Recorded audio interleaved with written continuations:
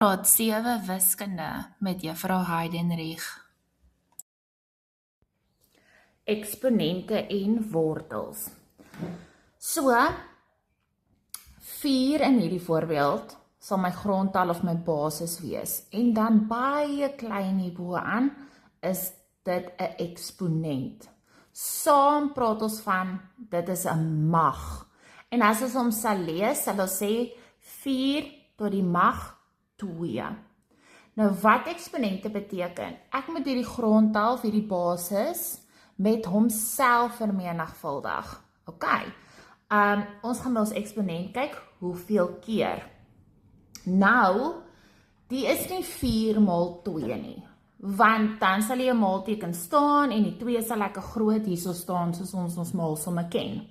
So, kom ons begin. OK. In hierdie eerste voorbeeld, 1 tot die mag 2, beteken, ek moet 1 met homself maal. Daar moet 2 van hulle wees. En 1 maal 1 gee 1. Dit is belangrik dat jy onthou, hier gaan ons nie plus nie. OK, so 2 tot die mag 2, beteken ek moet 2 met homself vermenigvuldig, en hy moet soveel keer daar staan. Daar staan hy 2 keer. 2 maal 2 gee vir my 4.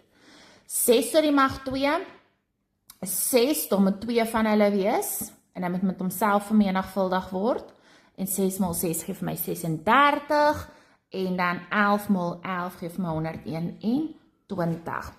Nou, die inverse hiervan is 'n vierkantswortel. So kom ons kyk gou-gou. Die vierkantswortel van 9. Wat jy vir jouself hier moet vra is, watter getal was met homself vermenigvuldig om vir my 'n antwoord van 9 te gee?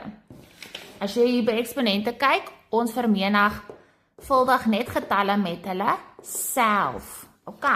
So, nou moet jy gaan 1 maal 1, 2 maal 2. OK. 3 maal 3 gee ons vir my 9. So daai magic getal is 3. OK, as ons kyk, vierkantswortel van 144, watter getal was met homself vermenigvuldig om vir my 144 te gee? En dis 12. 12 maal 12 gee 144, maar my finale antwoord is 12. Ek moet net daai magic getal neerskryf. En dan laastens, wat was vermenigvuldig om vir my 100 te gee? Onthou, dis belangrik, ons kan nie sê 2 maal 50 nie. Dit moet 'n getal wees wat met hom self vermenigvuldig word om my antwoord van 100 te gee. En 10 is daai getal. So die vierkantswortel van 100 is 10.